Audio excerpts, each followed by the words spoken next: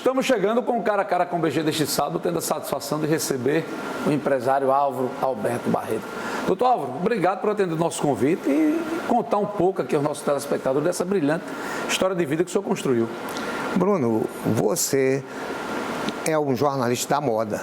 Então você não tem nada a agradecer. Eu que sou grato de você querer saber minhas histórias. Não é só eu não. O Rio Grande do Norte precisa saber mais um pouco sua importância na nossa economia. Álvaro, você nasceu em Natal, fez sua infância aqui, um sítio de relacionamento grande, mas você foi para o Rio e morou muitos anos no Rio, inclusive fazendo engenharia, né? Exato, eu nasci aqui em Natal, na rua Junqueira Ares, na mesma rua de Câmara Cassudo, em janeiro de 41, na casa do meu avô, João Dionísio Filgueira. Depois fui para o Rio em 1952, concluí o ginásio e fiz o científico no Colégio São Bento, ali no Mosteiro de São Bento, e depois estudei engenharia. Voltei aqui em janeiro de 1963, já engenheiro, para começar a minha vida empresarial. Quando você botou os pés aqui formado em engenharia, você já resolveu criar sua construtora, a Souto Engenharia? É uma história interessante. Quando eu ia de ônibus, eu morava em Laranjeiras naquele tempo, para o Colégio São Bento, eu passava pela Avenida Graçarém, que estava sendo pavimentada. E a firma que pavimentou essa estrada se chamava ESISA, Engenharia, Comércio e Indústria, Sociedade Anônima. Eu disse, no dia que eu tiver uma firma, eu vou botar o nome de minha avó, Soto, e vai ser CESISA. E assim foi feito. E aí o senhor fundou e a Souto teve uma importância muito grande nos anos 70 no Rio Grande do Norte, porque fez várias obras pujantes, várias obras importantes aqui do estado, né? Era uma engenharia muito principiante e aqui praticamente tinha a Souto Engenharia, a Gaspar do mesmo tempo e a Ecocil, além da Cicol, que era de Mocimai um pouco mais antiga. E praticamente nós, durante um certo tempo, dominamos o mercado de construção civil de concorrência pública aqui no estado. Eu construí vários grupos escolares, depois eu enveredei para estrada, pavimentação, barragem e, paralelamente, a incorporação, que eu também fui um dos primeiros aqui a fazer a incorporação. Na incorporação, talvez para quem está nos assistindo e se recorde, o edifício da Cidade Natal, né? Ali em frente da nossa Catedral Metropolitana. Inicialmente eu fiz várias, que naquele tempo estava na moda tênis, por causa de Maria Esther Bueno.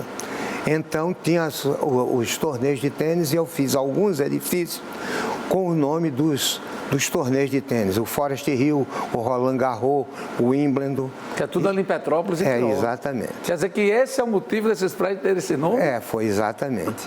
E eu, naquele tempo, fui o pioneiro aqui em Natal de receber a casa e pagar em apartamentos depois de construído, que depois de um certo tempo tornou-se uma febre. Quer dizer, a pessoa pagava uma casa? Não, a pessoa tinha o terreno. Então me entregava o terreno, que normalmente era a casa dele, eu derrubava, fazia o prédio e ele normalmente fazia permuta, né? Permuta entre 12% e 15%. Quer dizer, isso nos anos 70 ainda? Isso, nos anos 70. E aí, onde é que entra a vida econômica, de economia na vida do senhor? Veja bem uma coisa, em 1967, eu li um edital, o BNH estava iniciando. O BNH era o Banco Nacional da Habitação, que era direcionado para cobrir um déficit habitacional das camadas mais baixas. E então foi feita uma licitação para se habilitar uma associação de poupança e empréstimo. E eu reuni um grupo aqui em Natal e nós fundamos a Associação de Poupança e Empréstimo Rio Grandense do Norte, que depois se transformou em Aperne S.A. Crédito Imobiliário e hoje em dia a Companhia Brasileira Hipotecária, a CBA. Quer dizer, a Aperne, que hoje é CHB, que é uma empresa nacional, mas na época a nossa Aperne era ali no centro da cidade, em frente à praça. Exato. E também tinha algumas lojas em cidades do interior, Mossoró, Nova Cruz, e muita gente Guardas se recorda Novos, porque tinha Macau. os cofrinhos do Coelho da Aperne, exato. Álvaro, que era um sucesso muito grande. Como era o slogan da Aperne?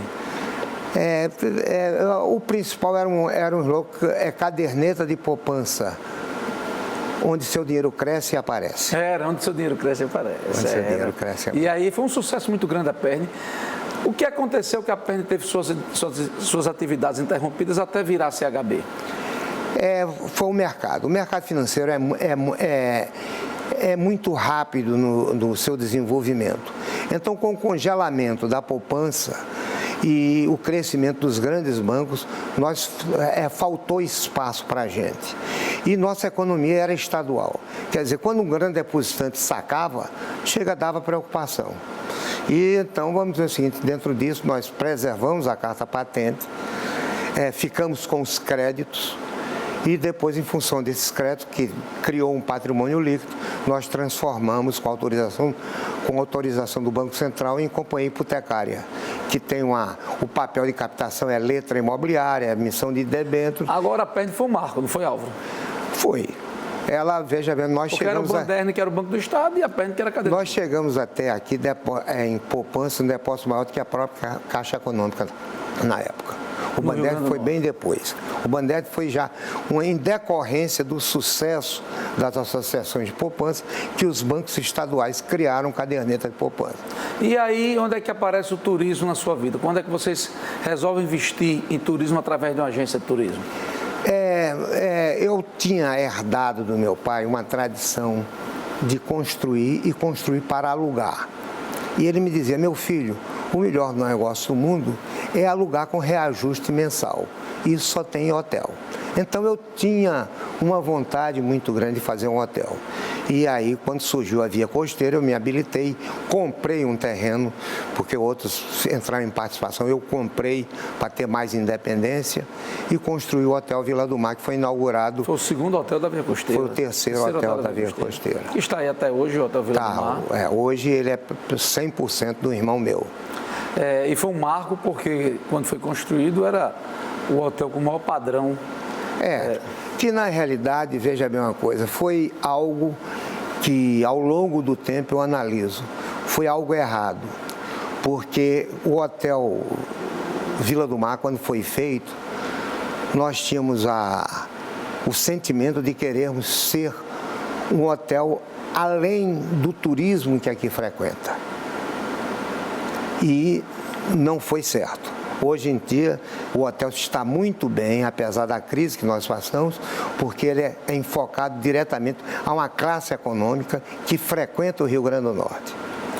Vocês também empreenderam, fizeram voos altos e construíram um hotel potiguar brasileiro em Miami, né? O Miami Villa. Não teve uma vida duradoura. Foi o que aconteceu, Álvaro? Nós operamos ele cerca de 5 ou 6 anos. E nós tivemos um vento bom e que depois passou a ser um vento ruim. Houve um temporal em Miami, um furacão, e a companhia telefônica, as linhas telefônicas foram bem destruídas, e então a empresa lá de telefone de Miami alugou o nosso hotel por 1 ano e meio.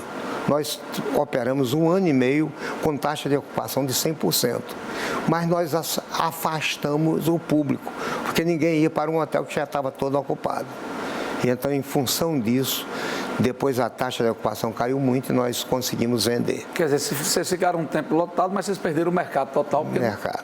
1 ano e meio totalmente ocupado. E não fizemos um mercado próprio, cativo. E aí vocês venderam? Vendemos. Álvaro, você também sempre teve muita ligação, talvez seja um dos maiores conhecedores da vida cultural e política do estado do Rio Grande do Norte, né? Você acompanha aqui a política e tem um olhar diferenciado da política do Rio Grande do Norte.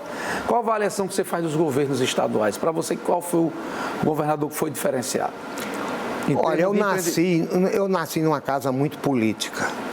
Inclusive, meu bisavô, Elias Antônio Ferreira Soto, foi o primeiro jornalista do Rio Grande do Norte. É um homem conhecido, fundador da Academia Norte Rio Grandense de Letras. Eu nasci na casa da filha dele, da minha avó, Elisa. E então eu convivi com política durante muito tempo. Meus 2 avós foram desembargadores. Meu avô João Dionísio, depois de aposentado, passou a ser, em 1943, secretário-geral do Estado, que era um super secretário naquela época. Então eu conheci a fundação do PSD, eu convivi na minha casa com todo esse povo. Eu me lembro bem, Silvio, quando foi construir a Avenida Circular, eu muito menino participei de tudo isso. Então eu tinha uma chama política dentro de mim, mas sabia e era consciente que que ninguém podia ter uma empresa sendo político. Mas acabei participando de algumas campanhas políticas. Eu posso dizer que no que eu vi no Rio Grande do Norte, eu valorizo 3 governos. Um que eu não vi, mas sem muita história, Juvenal Lamartine. Depois, Aloysio Alves, foi um governo altamente criativo. E Cortez Pereira foi um governo muito planejador, apesar de não ter feito gol. Cortez foi um governador que tinha um olhar realmente para frente, como todos. Para frente. Faltou o passe final, o chute final. Ele não tinha um Gabigol. Você é flamenguista, né? Você sabe a escalação do Flamengo dos anos 50 até hoje? Eu talvez nem até hoje, tem umas no meio, porque quando eu vim morar aqui, a distância entre Natal e Rio era muito longe.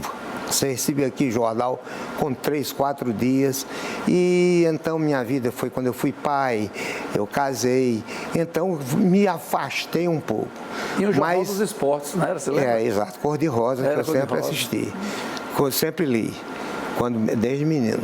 Acordei muito cedo no Rio para ir para a banca, ser o primeiro a comprar o Jornal dos Esportes. Mas, então, voltei. Eu sempre desejei morar no Rio para voltar a ficar perto do Flamengo. Álvaro, você foi o 3º hotel da Via Costeira, mas você acompanhou o nascimento da Via Costeira. E mesmo, talvez hoje a gente não conseguisse nem viabilizá-la com essas legislações atuais. Mas é um marco na nossa vida turística, né? Eu sonhei com a Via Costeira. Você começou em Tarcísio Maia, né? Foi, mas eu sonhei com a Via Costeira ainda no tempo do governo Cortez Pereira. E saí com um jipe, Luciano Barros, que era um dos donos da Equacil, sócio de Fernando Bezerra, e Moacir Gomes. E nós rodamos toda aquela avenida na praia, num jipe, planejando, dizendo que isso aqui pode dar uma coisa diferente para Natal. Inclusive, naquele tempo, eu até pensei o nome da empresa. Era Duna, Desenvolvimento Urbano de Natal. Isso muito antes Quer dizer, ainda em cima da areia. Em cima da areia, muito antes de Tarcísio Maia. E Tarcísio é quem teve a sacada de passar o asfalto ali, né? Exato. E aí, a terraplenagem. A terraplenagem ainda foi no governo de Tarcísio ou já foi Lavoisier? Não, foi no governo, iniciou no governo Tarcísio. A Via Costeira deve ter concluído em 85, mais ou menos, não? Eu tenho a impressão... 100% sim. Sim, Mas foi iniciado no governo de Tarcísio. Mas, vamos dizer assim, inclusive a Via Costeira teve um certo retardo, porque naquela época o Diário de Natal, na figura do jornalista Luiz Maria Alves, era muito contra a Via Costeira, porque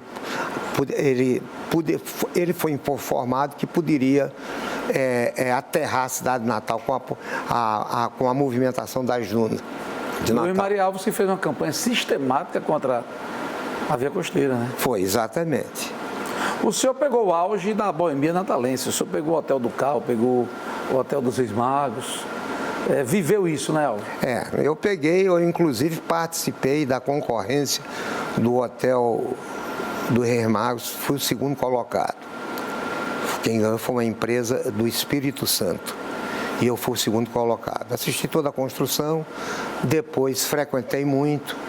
Inclusive, para mim, o Hotel de Reis Magos... Você morava atrás, né? Morava atrás. Morava atrás naquela avenida 25 de dezembro.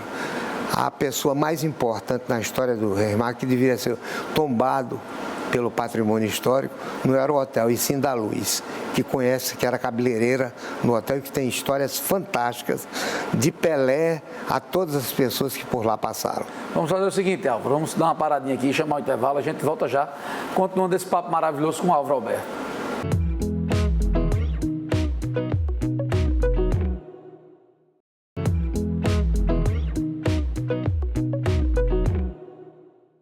Estamos voltando com o Cara a Cara com o BG deste sábado, conversando com um empresário aqui, Álvaro Alberto. Álvaro, a gente foi falando do Hotel dos Reis Magos, mas agora no retorno eu queria falar, você além de engenheiro, empreendedor, empresário, você, certo tempo, lecionou.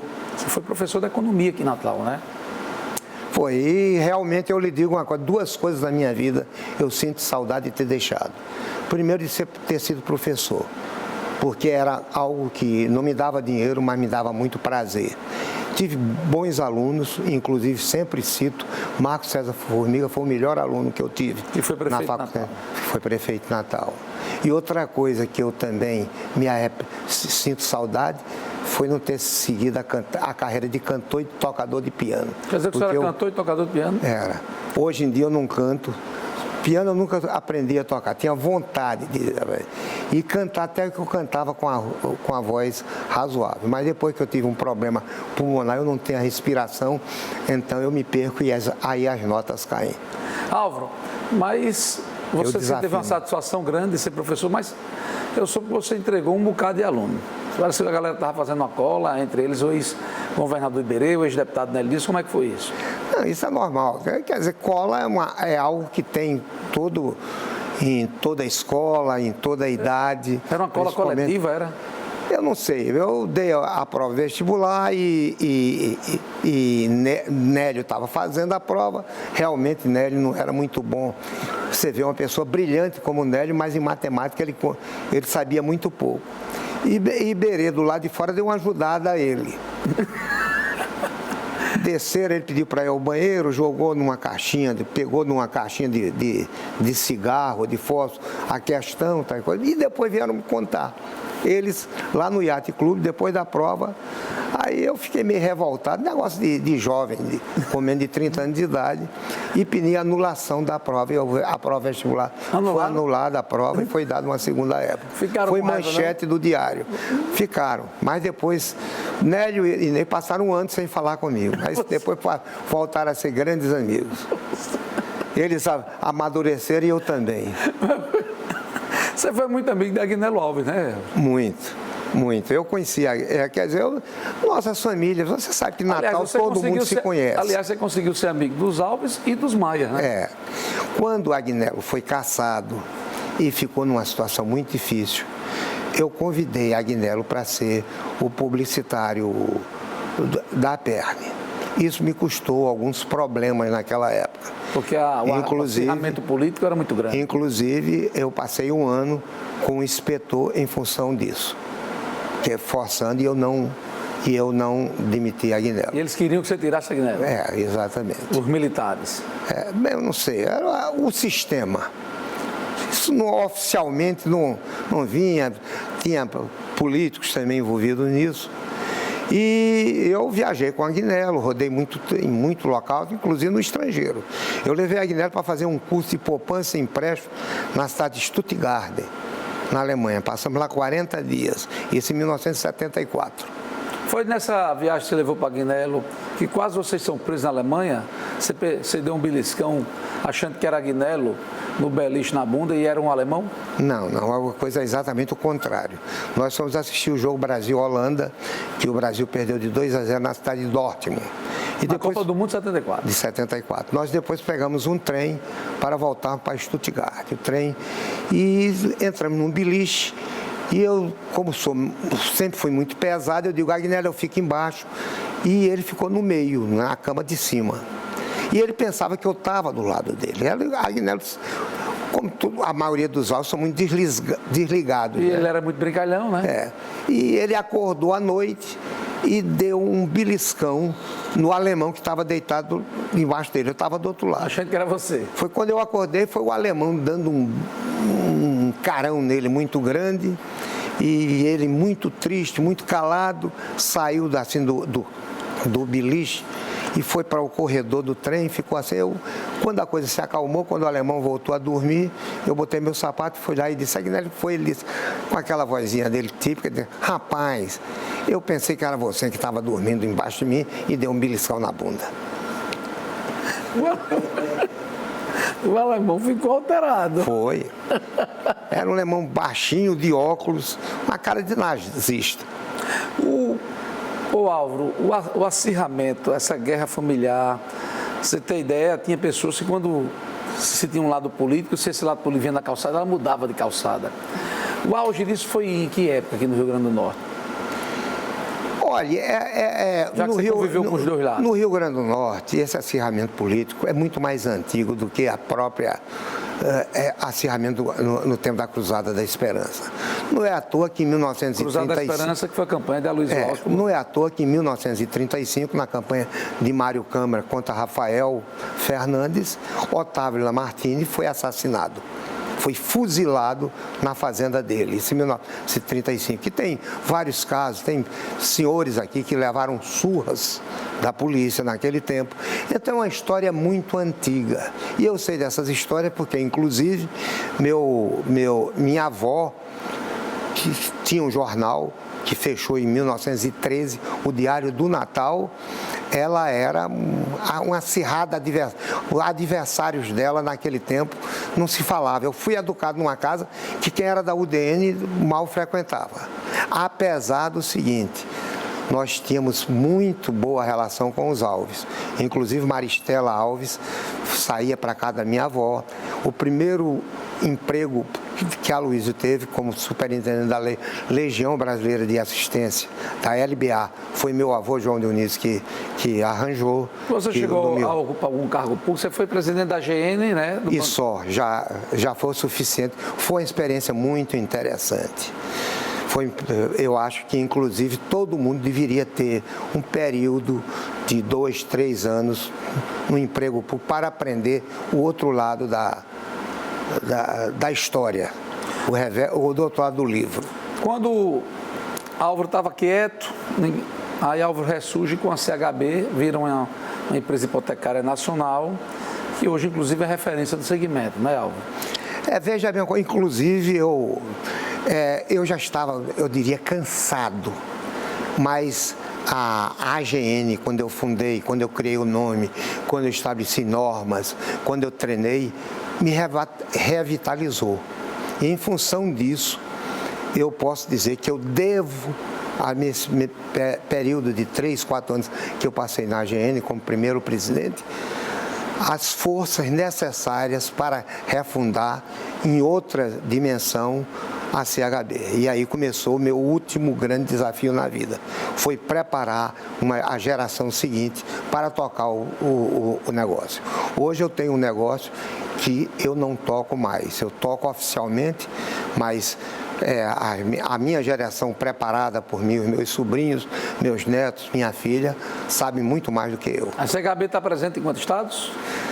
Ela, na realidade, com escritório, tem aqui, que é a sede, mas ela opera fundamentalmente em São Paulo.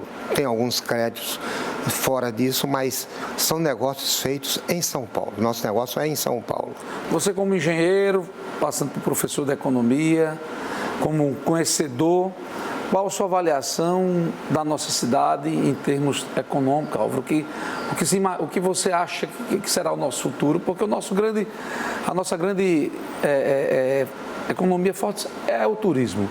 Mas há muito tempo que não se investe, inclusive, nessa questão do Hotel dos Reis Magos, que não se derruba para não se desenvolver. Qual a sua avaliação disso? Eu sou um pouco preocupado com o crescimento de Natal, do Rio Grande do Norte. Porque, vamos dizer o seguinte, nós temos aqui uma vocação, até pelo fato histórico de ser um extremo do continente, da participação nossa na Segunda Guerra Mundial. Quer dizer, nós temos um contingente público de funcionário público muito grande. Então, nós temos uma vocação para agredirmos a indústria, a empresa privada, principalmente porque os níveis de remuneração no início são muito diferentes. Então, quer dizer, o povo potiguar, de uma forma geral, ele tende ao emprego público.